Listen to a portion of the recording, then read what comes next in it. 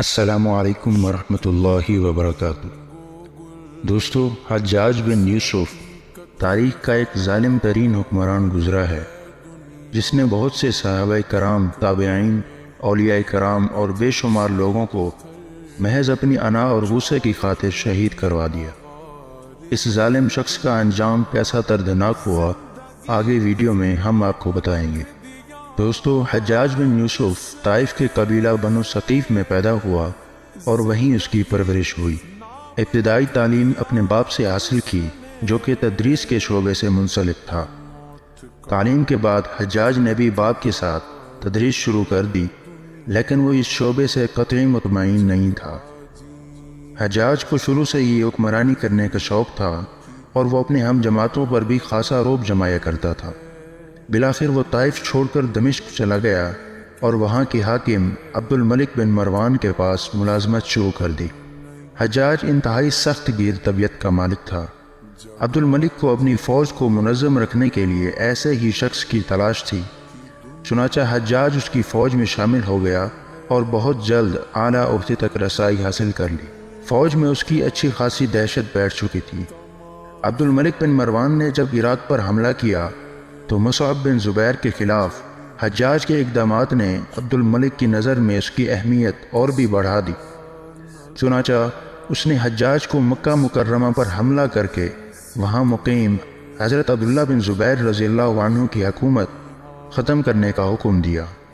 حجاج بن یوسف نے مکہ مکرمہ کی ناکہ بندی کر کے کعبۃ اللہ پر سنگ باری شروع کر دی۔ اس مہم میں اس نے انتہائی صفاکی کا مظاہرہ کیا اور حضرت عبداللہ بن زبیر کو شہید کر کے ان کی نعش کئی دن تک مکہ کے دروازے پر لٹکائے رکھی۔ اس کے علاوہ اس نے بیت اللہ کی چھت پر بھی منجنیقیں نصب کر دی۔ ان تمام اقدامات کی وجہ محض اموی حکمران عبد الملک کی خوشنودی حاصل کرنا تھی، چنانچہ اسے پورے حجاز کا گورنر بنا دیا گیا۔ اس کا واحد مشن تھا کہ حجاز مقدس میں اموی اقتدار کو مستحکم کرے۔ اس نے مکہ میں ہر اس شخص کو ڈھونڈ کر قتل کروایا جس سے اموی حکومت کے خلاف بولنے کی توقع کی جا سکتی تھی۔ اس کے مظالم دیکھ کر عوام کے حوصلے پست ہو گئے اور وہ سب غلامی پر رضامند ہو گئے۔ مکہ کے بعد مدینہ کی باری آئی۔ حجاج وہاں پہنچا تو صحابہ کرام اور تابعین کی کثیر تعداد وہاں موجود تھی۔ حجاج نے سب کو جمع کیا اور ایک زوردار تقریر کی اور عبد الملک کی بیعت کرنے کا حکم دیا۔ اہل مدینہ خاموش بیٹھے رہے، نہ انہوں نے بیعت کی اور نہ اس کی مخالفت کی۔ حجاج نے 3 دن کی مہلت دے کر سب کو رخصت کر دیا، لیکن ساتھ ہی قتل و غارت کری شروع کر دی۔ لوگوں نے پہلے ہی اس کی درندگی کے قصے سن رکھے تھے تو نہ چاہتے ہوئے بھی انہوں نے بیعت کر لی۔ اس کے بعد حجاج نے معززین مدینہ کی فہرست تیار کی، ان سب کو بلا کر بیعت لینا چاہی۔ جس نے بھی انکار کیا اس کو شہید کر دیا۔ 2 ماہ تک مدینہ میں بربریت کے مظاہرے ہوتے رہے۔ بالآخر حجاج کا تبادلہ عراق میں کر دیا گیا۔ عبد الملک نے حجاج کو عراق اور خراسان کا گورنر بنایا تاکہ وہاں پر لوگوں کی باغیانہ سرگرمیوں کی سرکوبی کی جا سکے۔ حجاج نے صرف 12 آدمیوں کو ساتھ لیا اور 1000 میل طے کر کے کوفہ پہنچ گیا۔ چہرے پر نقاب ڈالے ہوئے کوفہ کی مسجد پہنچا جہاں لوگ کنکریاں لے کر اس کے استقبال کے منتظر تھے، لیکن حجاج نے ان کے سامنے ایسی غضبناک تقریر کی کہ تمام کوفیوں کی سکٹی گم ہو گئی۔ سب نے سر جھکا کر بیعت کی اور اس قدر مرعوب ہوئے کہ اس کا ہر حکم ماننے لگے۔ حجاج نے بصرہ اور خراسان میں بھی اپنی دھاک بٹھائی اور بغاوتوں کا سر قلم کیا۔ ہندوستان میں اپنے بھتیجے محمد بن قاسم کو بھیج کر تقریباً آدھے ہندوستان پر مسلمانوں کی حکومت قائم کی، لیکن حجاج کا ظلم و ستم بھی حد سے زیادہ بڑھ چکا تھا۔ کئی صحابہ و تابعین اور بے شمار لوگوں پر تلوار چلانے سے وقتی طور پر تو اس کی حکومت قائم ہو گئی تھی، لیکن لوگوں کے دلوں میں اموی حکومت کے خلاف شدید جذبات پیدا ہو گئے تھے۔ حجاج نے مشہور صحابی حضرت انس بن مالک رضی اللہ عنہ کی شان میں بھی سخت گستاخی کی اور ان کے بیٹے کو بھی قتل کر دیا، لیکن سخت کوشش کے باوجود حضرت انس کو شہید نہ کر سکا۔ عبد الملک کو جب خبر ملی تو اس نے حجاج کو انس بن مالک سے معافی مانگنے کا حکم دیا۔ ان تمام غلط کاریوں نے اموی حکومت کی جڑیں کھوکھلی کر کے رکھ دی۔ حضرت سعید بن جبیر ایک مشہور تابعی گزرے ہیں۔ ایک دن منبر پر بیٹھ کر انہوں نے کہہ دیا کہ حجاج ایک ظالم شخص ہے۔ حجاج کو جب معلوم ہوا تو اس نے اپنے دربار میں بلایا اور پوچھا، کیا تم نے میرے بارے میں ایسے الفاظ بولے ہیں؟ آپ نے کہا، بالکل، تو ایک ظالم شخص ہے۔ حجاج غصے سے سرخ ہو گیا اور آپ کے قتل کے احکامات جاری کر دیے۔ جب آپ کو دربار سے باہر لے جانے لگے تو آپ مسکرا دیے۔ حجاج نے روک کر ناگواری سے پوچھا کہ کیوں مسکراتے ہو؟ آپ نے کہا، تیری بے وقوفی پر اور جو اللہ نے تجھے ڈھیل دے رکھی ہے اس پر مسکراتا ہوں۔ حجاج نے انہیں اپنے سامنے ذبح کرنے کا حکم دیا۔ جب ان کے گلے پر خنجر رکھا گیا تو آپ نے قبلہ رخ ہو کر کہا، اے اللہ، میں تیری رضا پر راضی ہوں۔ یہ حجاج نہ زندگی کا مالک ہے نہ موت کا۔ حجاج نے یہ سنا تو حکم دیا کہ ان کا رخ قبلے سے پھیر دو۔ جب قبلے سے رخ پھیرا تو آپ نے کہا، اے اللہ، جدھر رخ پھیروں تو ہر طرف موجود ہے، مشرق و مغرب میں تیری حکمرانی ہے۔ میری دعا ہے کہ میرا قتل اس کا آخری ظلم ہو، میرے بعد اسے کسی پر مسلط نہ فرمانا۔ اس کے بعد آپ کو شہید کر دیا گیا اور آپ کا اتنا خون نکلا کہ دربار تر ہو گیا۔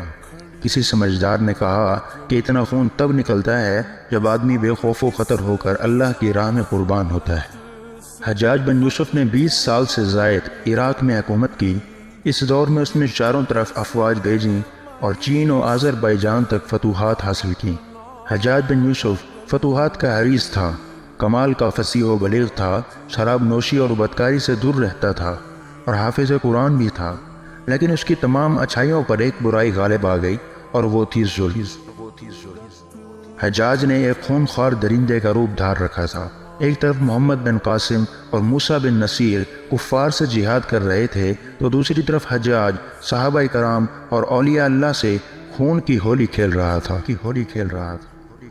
حجاج نے کم و بیش 1.25 لاکھ لوگوں کو قتل کروایا۔ اس کے زندان میں بیک وقت کئی ہزار لوگ قید ہوتے تھے، جن میں بچے، بوڑھے، خواتین سب شامل تھے۔ حضرت سعید بن جبیر کی شہادت کے بعد ان کی بد دعا حجاج کو لگ گئی، اس پر وحشت سوار ہو گئی اور وہ نفسیاتی مریض بن گیا۔ اس کے خواب میں تمام بے گناہ لوگ آتے تھے جن کو اس نے قتل کیا تھا۔ اس کے بعد حجاج کو وہ بیماری لگ گئی جسے زمہریر کہا جاتا ہے، جو کہ اللہ تعالیٰ نے جہنمیوں کے لیے سزا تیار کر رکھی ہے۔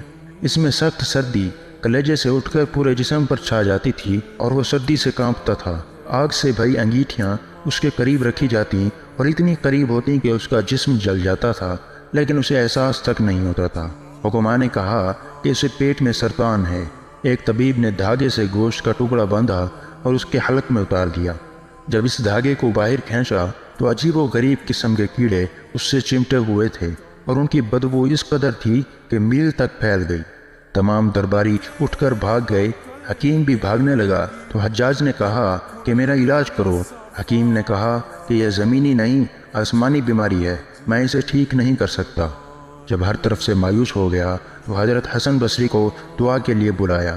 آپ تشریف لائے تو حالت دیکھ کر رونے لگے اور فرمایا، میں تجھے منع کرتا تھا کہ نیک بندوں کے ساتھ چھیڑ چھاڑ نہ کرنا، ان پر ظلم نہ کرنا، آج دیکھ عبرت کا نشان بنا ہوا ہے۔ حضرت سعید کی شہادت کے 40 روز بعد حجاج بھی مر گیا۔ مرنے سے پہلے اپنے عزیز و اقارب کو بلا کر کہا کہ میرا جنازہ رات کو پڑھنا اور میری قبر کا نشان بھی مٹا دینا، کیونکہ لوگ میری قبر کو بھی نہیں چھوڑیں گے۔ اس کے بعد اسی دن حجاج کا پیٹ پھٹ گیا اور وہ مر گیا۔ دوستو، اللہ تعالیٰ ظالم کی رسی دراز ضرور کرتا ہے، لیکن جب ظالم سے حساب لیتا ہے تو فرشتے بھی خشیت الہی سے کانپ جاتے ہیں اور عرش ہل جاتا ہے۔ اللہ تعالیٰ ظالموں کے ظلم سے ہم سب کو محفوظ رکھے۔